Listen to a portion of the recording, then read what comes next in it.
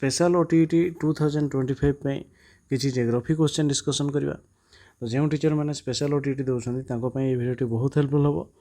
एमें किसी selective geography question नहीं से क्वेश्चन गुड़िक कौन रही देखी ना। क्वेश्चन नंबर 1, साधारणतः केते प्रकार तापमान यंत्र व्यवहृत हुए? ऑप्शन अच्छी 2 प्रकार, ना 3 प्रकार, ना 4 प्रकार, ना 5 प्रकार।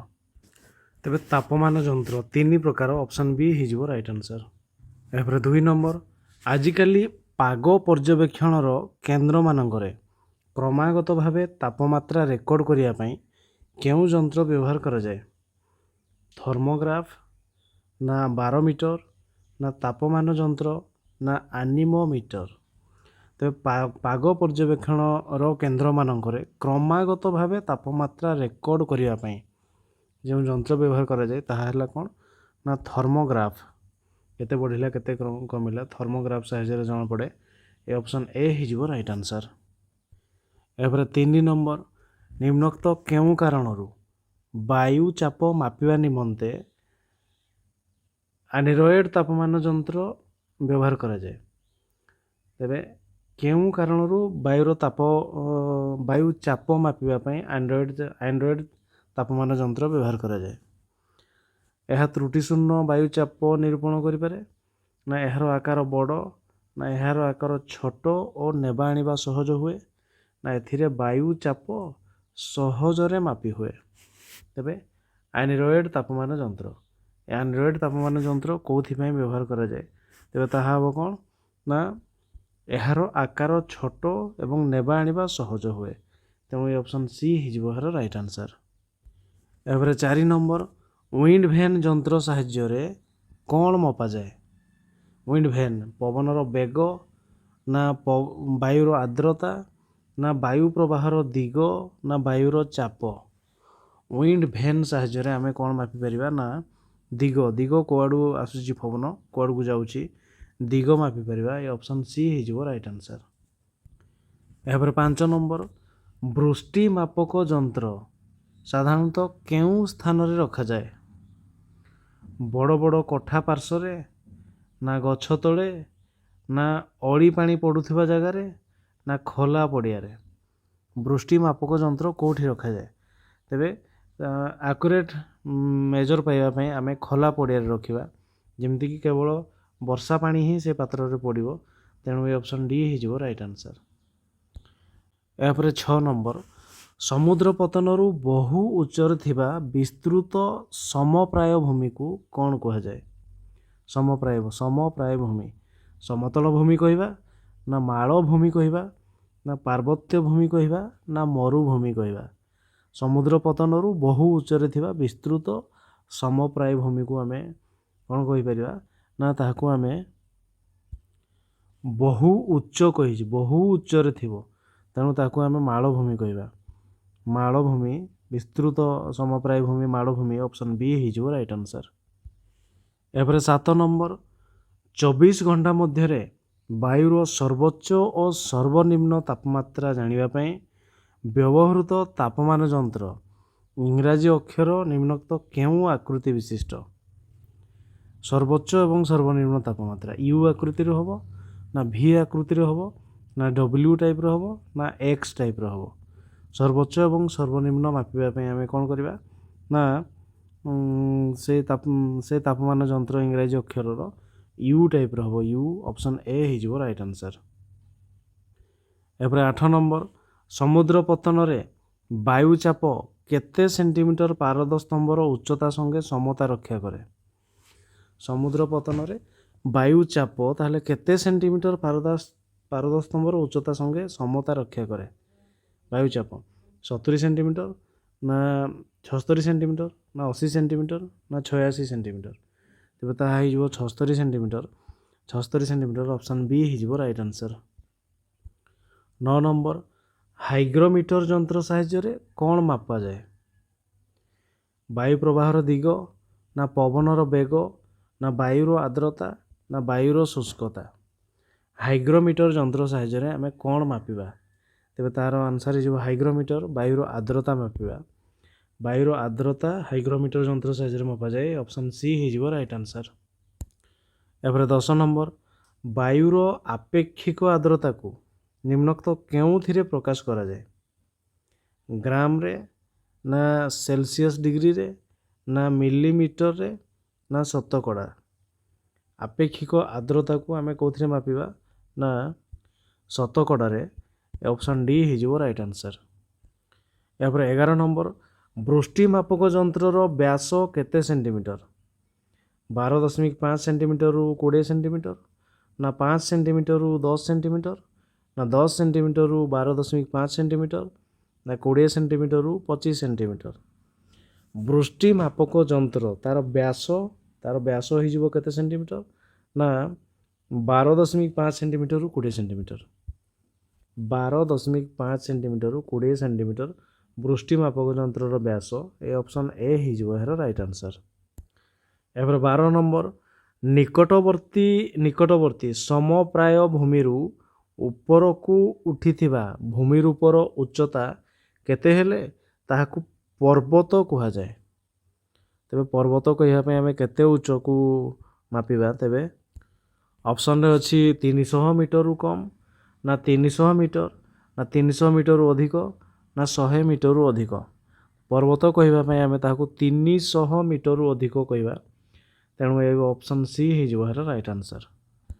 एवरे 13 नंबर स्वल्पकालीन भावी सूचना 3 दिन बा 72 घंटा पाई प्रतिदिन केते थर दिया जाए समकालीन भावी सूचना 3 दिन बा 72 घंटा पाई प्रतिदिन केते थर दिया जाए थरे ना 2 थर ना 3 थर ना 4 थर तेबे तार आंसर हो केते थर ना 2 थर दिया जाए प्रतिदिन 2 थर ऑप्शन बी हो राइट आंसर। 14 नंबर पाणीपागर भावी सूचना को साधारणतः केतोटी श्रेणीभुक्त करा जाए 2टी ना 3टी ना 4टी ना 5टी पाणीपागर भावी सूचना साधारणतः 3टी श्रेणीभुक्त ऑप्शन बी राइट आंसर। यापर 15 नंबर 2टी संलग्नस्थ उच्चभूमि मध्यवर्ती निम्नभूमि को कौन कहा जाए 2टी संलग्नस्थ उच्चभूमि तार निम्न रे थिबा मध्यवर्ती भूमि को आमे कौन कहबा मालभूमि ना उपत्यका ना पर्वत ना पहाड़ तेबे ताकू आमे उपत्यका कहबा वैली उपत्यका ये ऑप्शन बी हो राइट आंसर। 16 जेउ तापमात्रा रे जल बरफ रे परिणत हुए ताहाकू कौन कहा जाए हिमांक ना शिशिरांक ना स्फुटनांक ना घनांक जल बरफ रे परिणत हो 0 डिग्री तेबे ताकू आमे कौन कहबा ना ताकू आमे कहि परिबा हिमांक जलर हिमांक ए ऑप्शन ए हो राइट आंसर। एपर 17 सेल्सियस तापमान यंत्र रे स्फुटनांक केते 0 डिग्री ना 100 डिग्री ना 120 डिग्री ना 180 डिग्री सेल्सियस तापमात्रा रे स्फुटनांक जल ताहले बाष्प रे परिणत होबा पई फुटिबा पई ता हिजो 100 degree Celsius A option B 100 degree Celsius 100 degree हिजो राइट आंसर सेल्सियस स्केल ले।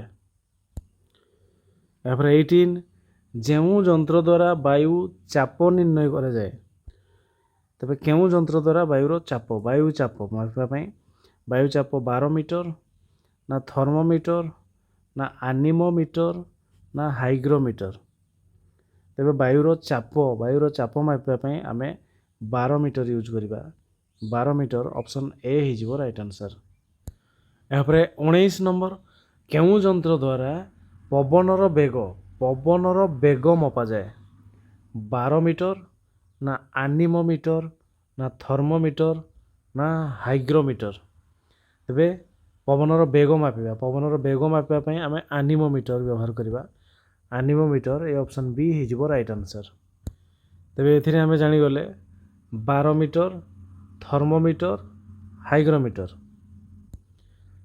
12 मीटर हो गला वायुर चाप एनीमोमीटर हो गला वायुर बेग आउ थर्मोमीटर हो गला वायुर तापमात्रा हाइग्रोमीटर हो गला वायुर आर्द्रता तेबे एई चारोटी होची हमरो विभिन्न जिनिस मापिबा पई हमरो तेणु ए ऑप्शन 19 नंबर बेग होची anemometer option B right answer. 20 number ବୃଷ୍ଟିମାପକ ଯନ୍ତ୍ରର ଉପର ଅଂଶଟି ମାଟି ଉପରୁ ପ୍ରାୟ କେତେ ଉଚ୍ଚତାରେ ଥାଏ? 20 ସେଣ୍ଟିମିଟର ଉଚ୍ଚରେ, ନା 25 ସେଣ୍ଟିମିଟର ଉଚ୍ଚରେ, ନା 30 ସେଣ୍ଟିମିଟର ଉଚ୍ଚରେ, ନା 35 ସେଣ୍ଟିମିଟର ଉଚ୍ଚରେ? ତେବେ ତାହା ହେଇଯିବ 30 ସେଣ୍ଟିମିଟର ଉଚ୍ଚରେ। କାରଣ ଯେତେବେଳେ ବର୍ଷା ଠୋପା ପାଣିରେ ମାଟିରେ ପଡ଼ିବ, ସେ ବର୍ଷା ଠୋପା ଯେମିତି ଉଠି ଝିଟିକି ଯାଇକି ସେ ଆମର କ'ଣ ନା ବୃଷ୍ଟିମାପକ ଯନ୍ତ୍ର ଏଇ ରେନଗଜରେ ଯେମିତି ନ ପଡ଼େ, ସେଥିପାଇଁ ତାହା ଟିକେ ଉଚ୍ଚାରେ କରାହେଇଥାଏ, ଯେମିତିକି ବର୍ଷା ଠୋପା ଆଉ ଥରେ ଛିଟିକି ଯାଇକି ସେଠିକି ନ ପଡ଼ୁ, ତେବେ ଯାଇକି ଆମକୁ ଠିକ୍ ଆକଳନ ମିଳିପାରିବ। ତେଣୁ 30 ସେଣ୍ଟିମିଟର ଉଚ୍ଚତାରେ ରଖା ହେଇଥାଏ ଆମର ରେନଗଜକୁ। ତେଣୁ ଏଇ ଅପସନ୍ ସି ହେଇଯିବ ରାଇଟ୍ ଆନ୍ସର୍। ତାପରେ 21 ନମ୍ବର, କର୍କଟ କ୍ରାନ୍ତି ନିମ୍ନୋକ୍ତ କେଉଁ ରାଜ୍ୟ ଉପର ଦେଇ ଯାଇନାହିଁ? ତେବେ କର୍କଟ କ୍ରାନ୍ତି ଯେଉଁଟାକି ଆମର 23.5 ଡିଗ୍ରୀ, ତେବେ କର୍କଟ କ୍ରାନ୍ତି 23.5 ଡିଗ୍ରୀ ନର୍ଥ କେଉଁ କେଉଁ ଷ୍ଟେଟ୍ ଦେଇକି ଯାଇଛି? ତେବେ ଆମେ ଯଦି ଦେଖିବା, ତେବେ ଷ୍ଟେଟ୍ ଗୁଡ଼ିକ ହେଉଛି କ'ଣ ନା ଗୁଜୁରାଟ ପ୍ରଥମେ ଯାଇଛି, ଗୁଜୁରାଟକୁ ଅତିକ୍ରମ କରିଛି, ତାପରେ ରାଜସ୍ଥାନ ଦେଇକି ଯାଇଛି, ତାପରେ ମଧ୍ୟପ୍ରଦେଶକୁ ଯାଇଛି, ଅତିକ୍ରମ କରିଛି ମଧ୍ୟପ୍ରଦେଶ, ତାପରେ ଆସିବ ଛତିଶଗଡ଼, ତାପରେ ଆସିବ ଝାଡ଼ଖଣ୍ଡ ପରେ ହେଲା ୱେଷ୍ଟବେଙ୍ଗଲ, ଯେଉଁଟାକି ପଶ୍ଚିମବଙ୍ଗର ୱେଷ୍ଟବେଙ୍ଗଲ, ତାପରେ ରହିଛି ଆମର ନର୍ଥ ଇଷ୍ଟରେ ରହିଛି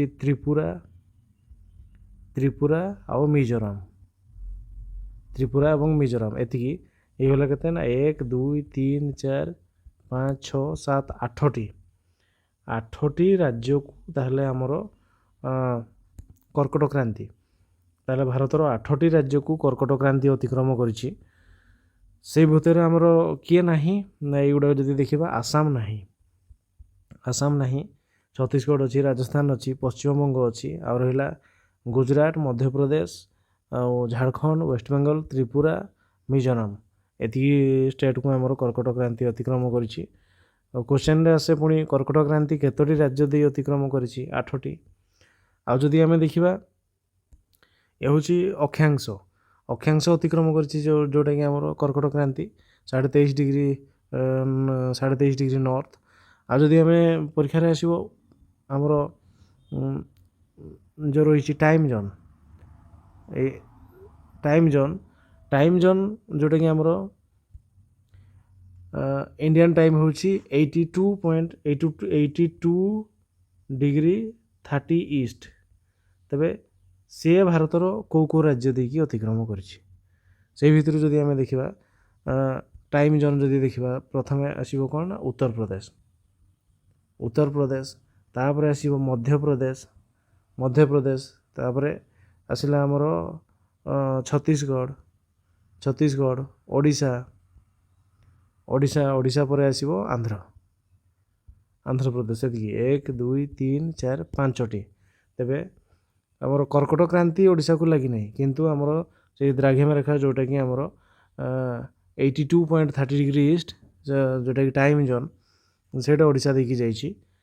କିନ୍ତୁ ଏଥିରେ ପ୍ରଶ୍ନ ଥିଲା କେଉଁଟା ଆମର କର୍କଟ କ୍ରାନ୍ତି ଦେଇ କେଉଁ ରାଜ୍ୟ ନାହିଁ କର୍କଟ କ୍ରାନ୍ତିରେ? ତେଣୁ ଆସାମ, ଅପସନ୍ ବି ହେଇଯିବ ଏହାର ରାଇଟ୍ ଆନ୍ସର୍। ଏହାପରେ 22 ନମ୍ବର, ଭାରତର ପଶ୍ଚିମତମ ଦ୍ରାଘିମା ରେଖା କେଉଁଟି? ଯେଉଁଟାକି ଆମର ରହିଛି ଗୁଜୁରାଟର ପୁରା ଫାଷ୍ଟ ଷ୍ଟାର୍ଟିଂ ହେବ, ଯେଉଁଟାକି ତାହା ଅଛି 97 ଡିଗ୍ରୀ 25 ମିନିଟ୍ ପୂର୍ବ, ନା 77 ଡିଗ୍ରୀ 6 ମିନିଟ୍ ପୂର୍ବ, ନା 80 ଡିଗ୍ରୀ 7 ମିନିଟ୍ ପୂର୍ବ, ନା 82 ଡିଗ୍ରୀ 30 ମିନିଟ୍ ପୂର୍ବ? ତେବେ ଏଇ 82 ଡିଗ୍ରୀ 30 ମିନିଟ୍ ହେଉଛି ଆମର ଟାଇମ୍ ଜୋନ୍। ତାର ପୂର୍ବକୁ ରହିବ, ତାର ପଶ୍ଚିମକୁ ରହିବ, ମାନେ କମି ଯିବ, ଆଉ ସବୁ ଡାହାଣକୁ ଗଲେ ବଢ଼ି ଯିବ। ତେଣୁ କେଉଁଟା ହେଉଛି ତାର ଗୁଜୁରାଟ ଉପକୂଳ ଆମର ପଶ୍ଚିମତମ ଦ୍ରାଘିମା ରେଖା? ତେବେ ତାହା ହେଇଯିବ କ'ଣ ନା 68 ଡିଗ୍ରୀ 7 ମିନିଟ୍ ପୂର୍ବ। 68 ଡିଗ୍ରୀ 7 ମିନିଟ୍ ପୂର୍ବ, ଏ ଅପସନ୍ ସି ହେଇଯିବ ରାଇଟ୍ ଆନ୍ସର୍। ଏହାପରେ 23 ନମ୍ବର, ଉତ୍ତରାଖଣ୍ଡ, ଉତ୍ତରପ୍ରଦେଶ, ବିହାର, ପଶ୍ଚିମବଙ୍ଗ ଏବଂ ସିକିମ୍ ରାଜ୍ୟଗୁଡ଼ିକର ସୀମାରେଖା କେଉଁ ଦେଶ ସହିତ ଲାଗିଛି? ଚୀନ ନା ଭୁଟାନ ନା ନେପାଳ ନା ମିଆଁମାର? ଉତ୍ତରାଖଣ୍ଡ, ଉତ୍ତରପ୍ରଦେଶ, ବିହାର ମଧ୍ୟ ରହିଛି, ପଶ୍ଚିମବଙ୍ଗ ଏବଂ ସିକିମ ରାଜ୍ୟଗୁଡ଼ିକର ସୀମାରେଖା କେଉଁ ଦେଶ ସହିତ ଲାଗିକି ରହିଛି? ତେବେ ତାହାର ଆନ୍ସର ହେଇଯିବ କ'ଣ ନା ନେପାଳ ସହିତ ଲାଗିଛି ସେଗୁଡ଼ା। ନେପାଳ ଅପସନ୍ ସି ହେଇଯିବ ରାଇଟ୍ ଆନ୍ସର। 24 ନମ୍ବର, ଆସନ୍ତା ଗ୍ରୀଷ୍ମ ଅବକାଶରେ ତୁମେ ଯଦି କାଭାର୍ତ୍ତି ଯିବାକୁ ଚାହଁ ତେବେ ନିମ୍ନୋକ୍ତ ମଧ୍ୟରୁ କେଉଁ କେନ୍ଦ୍ରଶାସିତ ଅଞ୍ଚଳକୁ ଯିବ? ପୁଡୁଚେରୀ ନା ଆଣ୍ଡାମାନ ନିକୋବର ଦ୍ୱୀପପୁଞ୍ଜ ନା ଲାକ୍ଷାଦ୍ୱୀପ ନା ଡାମନ ଏବଂ ଡିଉ? ତେବେ ଆମେ ଲାକ୍ଷାଦ୍ୱୀପ, ତାର ରାଜଧାନୀ ହେଉଛି କାଭାର୍ତ୍ତି, ତେଣୁ ଆମେ ସେ ଲାକ୍ଷାଦ୍ୱୀପକୁ ଯିବା। ଅପସନ୍ ସି ହେଇଯିବ ରାଇଟ୍ ଆନ୍ସର। ଏହାପରେ 25 ନମ୍ବର, ମୋର ଜଣେ ବିଦେଶୀ ସାଙ୍ଗ ଅଛି ଯାହାର ଦେଶ ଆମ ଦେଶର ସୀମାକୁ ସ୍ପର୍ଶ କରୁନାହିଁ।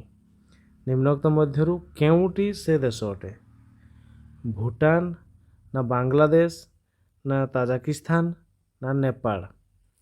ତେବେ ଆମେ ଯଦି ଦେଖିବା ଇଣ୍ଡିଆର ମ୍ୟାପ୍କୁ ଯଦି ଦେଖିବା, ଆରମ୍ଭ ହୋଇଯିବ କିଏ ନା ଡାହାଣ ସାଇଡ଼୍ରେ ରହିଗଲା କିଏ ନା ବାଂଲାଦେଶ, ମିଆଁମାର, ତାପରେ ରହିଯିବ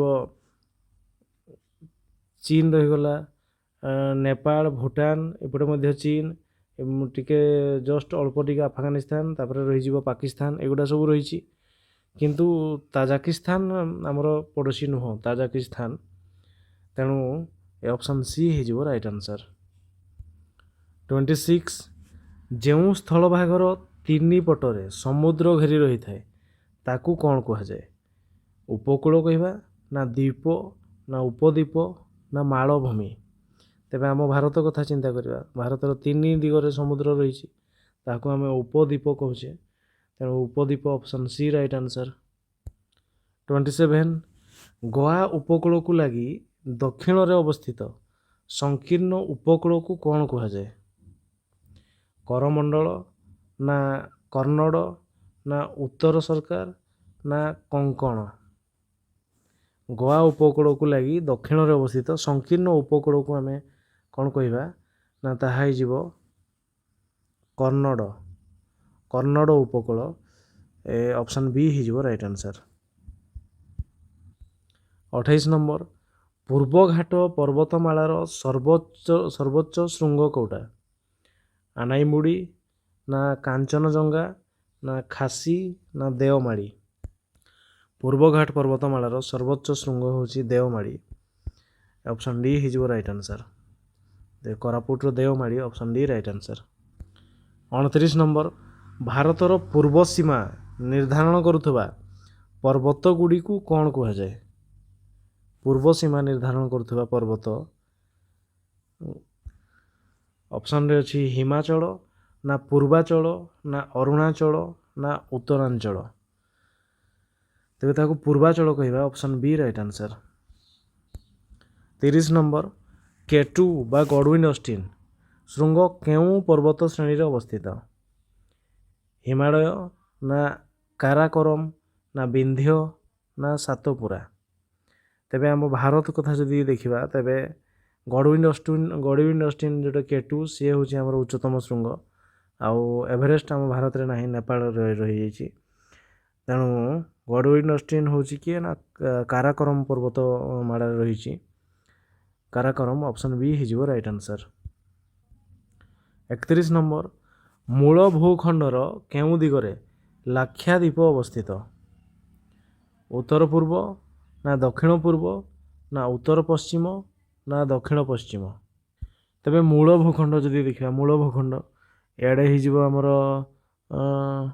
ଆଣ୍ଡାମାନ ନିକୋବର, ଇଆଡ଼େ ହେଇଯିବ ଲାକ୍ଷାଦ୍ୱୀପ, ତେଣୁ ତାହା ହେଇଯିବ ଏ ଦକ୍ଷିଣ, ଇଏ ହେଉଛି ପଶ୍ଚିମ, ଦକ୍ଷିଣ ପଶ୍ଚିମ, ତେଣୁ ଏ ଅପସନ୍ ଡି ହେଇଯିବ ରାଇଟ୍ ଆନ୍ସର। ଏହାପରେ 32 ନମ୍ବର, କେଉଁଟି ଭାରତର ନିକଟତମ ଦରିଆପାରି ପଡ଼ୋଶୀ ରାଷ୍ଟ୍ର? ଦରିଆପାରି, ସମୁଦ୍ର ପାର ହେଇକି ଯିବା, କିନ୍ତୁ ସେ ଆମର ପଡ଼ୋଶୀ ରାଷ୍ଟ୍ର। ଲାକ୍ଷାଦ୍ୱୀପ ନା ମାଳଦ୍ୱୀପ ନା ଶ୍ରୀଲଙ୍କା ନା ଆଣ୍ଡାମାନ ନିକୋବର? ଆମର ପଡ଼ୋଶୀ ରାଷ୍ଟ୍ର କଥା କୁହାଯାଇଛି। ରାଷ୍ଟ୍ର ଯଦି ଆମେ ଦେଖିବା, ପଡ଼ୋଶୀ ରାଷ୍ଟ୍ର ସବୁଠୁ ହେଉଛି କିଏ ନା ସିଏ ହେଉଛି ଆମର ଶ୍ରୀଲଙ୍କା, ତେଣୁ ଅପସନ୍ ସି ହେଇଯିବ ରାଇଟ୍ ଆନ୍ସର। 33 ଭାରତ ମହାସାଗର ଉପକୂଳସ୍ଥ କେଉଁ ଦେଶର ଉପକୂଳ ରେଖା ସର୍ବାଧିକ? ତେବେ ଭାରତ ମହାସାଗର ଉପକୂଳସ୍ଥ କେଉଁ ଦେଶର ଉପକୂଳ ରେଖା ହେଉଛି ଅଧିକ? ମିଆଁମାରର, ନା ବାଂଲାଦେଶର, ନା ଭାରତର, ନା ଶ୍ରୀଲଙ୍କା? ଭାରତ ମହାସାଗର ଉପକୂଳସ୍ଥ କେଉଁ ଦେଶର ଉପକୂଳ ରେଖା ସର୍ବାଧିକ? ଉପକୂଳ ରେଖା ଅଧିକ କୁହାଯାଇଛି। ଯଦି ଉପକୂଳ ରେଖା ଯଦି ଦେଖିବା ତେବେ ଭାରତର ହିଁ ସବୁଠୁ ଅଧିକ ଅଛି। ତେଣୁ ଡାଇରେକ୍ଟ ଆମେ ସେହି ଜଳଭାଗଟିକୁ ତାର ନାଁ ଅନୁସାରେ ଭାରତ ମହାସାଗର ଦେଇଛେ। ତେଣୁ ଏ ଅପସନ୍ ସି ହେଇଯିବ ରାଇଟ୍ ଆନ୍ସର୍। 34 ନମ୍ବର ପୃଥିବୀର ନିମ୍ନୋକ୍ତ ମଧ୍ୟରୁ କେଉଁ ସର୍ବବୃହତ୍ ଦେଶ? ସବୁଠୁ ବଡ଼ ଦେଶ କାନାଡ଼ା, ନା ଭାରତ, ନା ଋଷିଆ, ନା ଚୀନ? ତେବେ ସବୁଠୁ ବଡ଼ ଦେଶ ଯଦି କହିବା ସେ ତ ଋଷିଆ ନିହାତି। ଋଷିଆ 12ଟି ଟାଇମ୍ ଜୋନ୍ ଏକାଥରେ ତାର ରହିଛି। ତେଣୁ ଋଷିଆ ସବୁଠୁ ପୃଥିବୀର ବଡ଼ ଦେଶ, ଅପସନ୍ ସି ରାଇଟ୍ ଆନ୍ସର୍। ଏପରେ 35 ନମ୍ବର ନିମ୍ନୋକ୍ତ କେଉଁ ରାଜ୍ୟଟି କ୍ଷେତ୍ରଫଳ ଦୃଷ୍ଟିରୁ ବୃହତ୍ତମ? ଆନ୍ଧ୍ରପ୍ରଦେଶ, ନା ରାଜସ୍ଥାନ, ନା ଉତ୍ତରପ୍ରଦେଶ, ନା କର୍ଣ୍ଣାଟକ? ତେବେ ଭାରତର ବଡ଼ ରାଜ୍ୟ କ୍ଷେତ୍ରଫଳ ଦୃଷ୍ଟିରୁ ତ ନିହାତି ତାହା ରାଜସ୍ଥାନ ବଡ଼ ରାଜ୍ୟ। ଏ ଅପସନ୍ ବି ରାଇଟ୍ ଆନ୍ସର୍। ଏହାପରେ 36 କ୍ଷେତ୍ରଫଳ ଦୃଷ୍ଟିରୁ କେଉଁ ରାଜ୍ୟ କ୍ଷୁଦ୍ରତମ ସାନ? ସିକିମ୍, ନା ତ୍ରିପୁରା, ନା ଗୋଆ, ନା ମିଜୋରାମ? ତେବେ ସବୁଠୁ ଛୋଟିଆ ହେଉଛି କିଏ? ଛୋଟିଆ ଗୋଆ ସବୁଠୁ ଛୋଟ, ଅପସନ୍ ସି ହେଇଯିବ ରାଇଟ୍ ଆନ୍ସର୍। ଏହାପରେ 37 କେଉଁ ରାଜ୍ୟ ବାଂଲାଦେଶର ସୀମାକୁ ସ୍ପର୍ଶ କରିନାହିଁ? ଆସାମ, ନା ମେଘାଳୟ, ନା ତ୍ରିପୁରା, ନା ମଣିପୁର? ତେବେ ମଣିପୁର ବାଂଲାଦେଶକୁ ସ୍ପର୍ଶ କରିନାହିଁ। ଏ ଅପସନ୍ ଡି ହେଇଯିବ ରାଇଟ୍ ଆନ୍ସର୍। ଏହାପରେ 38 ନମ୍ବର କେଉଁ ରାଜ୍ୟ ପାକିସ୍ତାନର ସୀମାକୁ ସ୍ପର୍ଶ କରୁନାହିଁ? ଗୁଜୁରାଟ, ନା ରାଜସ୍ଥାନ, ନା ହରିୟାଣା, ନା ପଞ୍ଜାବ? ତେବେ କେଉଁ ରାଜ୍ୟଟି ପାକିସ୍ତାନର ସୀମାକୁ ସ୍ପର୍ଶ କରୁନାହିଁ? ଯଦି ଦେଖିବା ହରିୟାଣା ସେ ମଝିରେ ରହିଗଲା। ତେଣୁ ଅପସନ୍ ସି ହେଇଯିବ ରାଇଟ୍ ଆନ୍ସର୍।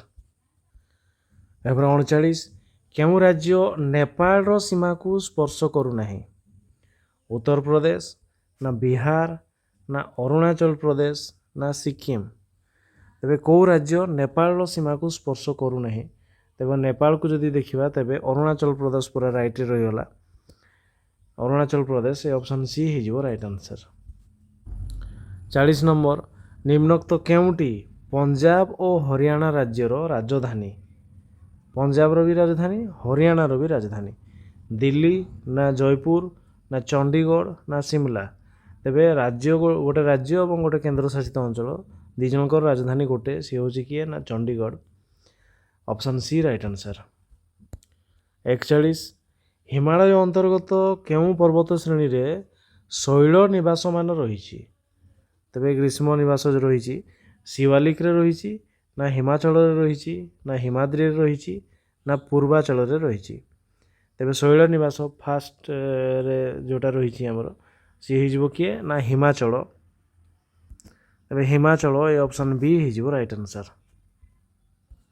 42 ନମ୍ବର କାଳି ଓ ତିସ୍ତା ନଦୀ ମଧ୍ୟବର୍ତ୍ତୀ ଅଂଶ କେଉଁ ହିମାଳୟ ନାମରେ ନାମିତ? ପଞ୍ଜାବ, ନା କୁମାୟୁନ, ନା ନେପାଳ, ନା ଆସାମ? କାଳି ଆଉ ତିସ୍ତା ନଦୀ ମଧ୍ୟବର୍ତ୍ତୀ ଅଂଶ କେଉଁ ହିମାଳୟ ନାମରେ ନାମିତ? ତେବେ ତାର ଆନ୍ସର୍ ହେଇଯିବ କ'ଣ? ନା ତାହା ନେପାଳ ହିମାଳୟ ନାମରେ ନାମିତ, ନେପାଳ। ଏ ଅପସନ୍ ସି ହେଇଯିବ ରାଇଟ୍ ଆନ୍ସର୍। 43 ଭାରତ ମିଆଁମାର ସୀମାରେ କେଉଁ ପାହାଡ଼ ଅବସ୍ଥିତ? ମିଜୋ, ନା ଗାରୋ, ନା ଖାସି, ନା ଜୟନ୍ତିଆ? ଭାରତ ଏବଂ ମିଆଁମାର ତାର ସୀମାରେ କେଉଁ ପାହାଡ଼ ରହିଛି? ତେବେ ତାହା ହେଇଯିବ କ'ଣ? ନା ମିଜୋ ପାହାଡ଼। ଏ ଅପସନ୍ ଏ ହେଇଯିବ ରାଇଟ୍ ଆନ୍ସର୍।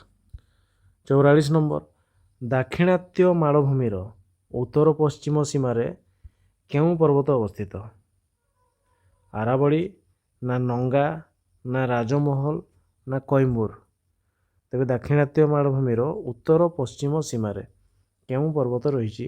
ତେବେ ତାହା ହେଇଯିବ ଆରାବଳୀ ପର୍ବତ। ଆରାବଳୀ, ଏ ଅପସନ୍ ଏ ହେଇଯିବ ରାଇଟ୍ ଆନ୍ସର୍। 45 ନମ୍ବର ପଶ୍ଚିମଘାଟ ପର୍ବତମାଳାକୁ ତାମିଲନାଡୁରେ କ'ଣ କୁହାଯାଏ? ସହ୍ୟାଦ୍ରି ନା ଆନ୍ନାମଲାଇ ନା କାଡାମମ୍ ନା ନୀଳଗିରି? ପଶ୍ଚିମଘାଟ ପର୍ବତମାଳାକୁ ତାମିଲନାଡୁରେ ଆମେ କ'ଣ କହିବା? ତେବେ ତା'ର ଆନ୍ସର୍ ହେଇଯିବ Nilgiri. Nilgiri option D right answer. 46 Kerala ଉପକୂଳର ଉତ୍ତରକୁ କେଉଁ ଉପକୂଳ ରହିଛି? କେରଳ ଉପକୂଳର ଉତ୍ତରକୁ କରମଣ୍ଡଳ ନା ଗୁଜୁରାଟ ନା କୋଙ୍କଣ ନା ମାଲବାର? କେରଳରୁ ଉପରକୁ ଯଦି ଆମେ ଦେଖିବା ତେବେ ତାହା ହେଇଯିବ କ'ଣ ନା ସେ ହେଇଯିବ ମାଲବାର ଉପକୂଳ। ତାକୁ ସେ ଉପକୂଳର ନା ସମୁଦ୍ରକୂଳ ସମତଳବର୍ତ୍ତୀ ଅଞ୍ଚଳକୁ ମାଲବାର ଉପକୂଳ କହିବା। ଏ ଅପସନ୍ ଡି ରାଇଟ୍ ଆନ୍ସର୍। 47 କେଉଁ ଗିରିଶୃଙ୍ଗ ଉଚ୍ଚ ହିମାଳୟରେ ଅବସ୍ଥିତ ନୁହେଁ? ଧବଳଗିରି ନା ଅନ୍ନପୂର୍ଣ୍ଣା ନା ସିଙ୍କାରାମ ନା ନନ୍ଦାଦେବୀ? କେଉଁ ଗିରିଶୃଙ୍ଗଟି ହିମାଳୟରେ ନାହିଁ? ତେବେ ତା'ର ଆନ୍ସର୍ ହେଇଯିବ କ'ଣ ନା ସିଙ୍କାରାମ। ସିଙ୍କାରାମ ଏ ଅପସନ୍ ସି ହେଇଯିବ ରାଇଟ୍ ଆନ୍ସର୍। 48 କେଉଁ ଗିରିପଥ ପଶ୍ଚିମଘାଟ ପର୍ବତମାଳାରେ ଅବସ୍ଥିତ? ପଶ୍ଚିମଘାଟ ଜଜିଲା ନା ଭରଘାଟ ନା ଶିପକିଲା ନା ନାଥୁଲା? ଗିରିପଥ ପଶ୍ଚିମଘାଟ ପର୍ବତମାଳାରେ ରହିଛି। ତେବେ ତା'ର ଆନ୍ସର୍ ହେଇଯିବ କ'ଣ ନା ଭରଘାଟ। ଭରଘାଟ ଅପସନ୍ ବି ରାଇଟ୍ ଆନ୍ସର୍। 49 କେଉଁଟି କେନ୍ଦ୍ରୀୟ ପାର୍ବତ୍ୟାଞ୍ଚଳର କେନ୍ଦ୍ରାଞ୍ଚଳରେ ଥିବା ଏକ ମାଳଭୂମି? ରେୱା ନା ଡେକାନ ନା ଅମରକଣ୍ଟକ ନା ଛତିଶଗଡ଼? କେଉଁଟି କେନ୍ଦ୍ରୀୟ ପାର୍ବତ୍ୟାଞ୍ଚଳର କେନ୍ଦ୍ରାଞ୍ଚଳରେ ଥିବା ଏକ ମାଳଭୂମି? ତେବେ ତାହା ହେଇଯିବ କିଏ ନା ରେୱା ମାଳଭୂମି। ରେୱା ଏ ଅପସନ୍ ଏ ହେଇଯିବ ରାଇଟ୍ ଆନ୍ସର୍। 50 ଚେନ୍ନାଇର ଦକ୍ଷିଣରେ କେଉଁ ଉପକୂଳ ଅବସ୍ଥିତ? କରମଣ୍ଡଳ ନା କୋଙ୍କଣ ନା ମାଲବାର ନା ଆନ୍ଧ୍ର? ଚେନ୍ନାଇର ଦକ୍ଷିଣରେ ଥିବା ଉପକୂଳର ନାଁ ହେଉଛି କ'ଣ ନା Coromandel. Coromandel option A right answer.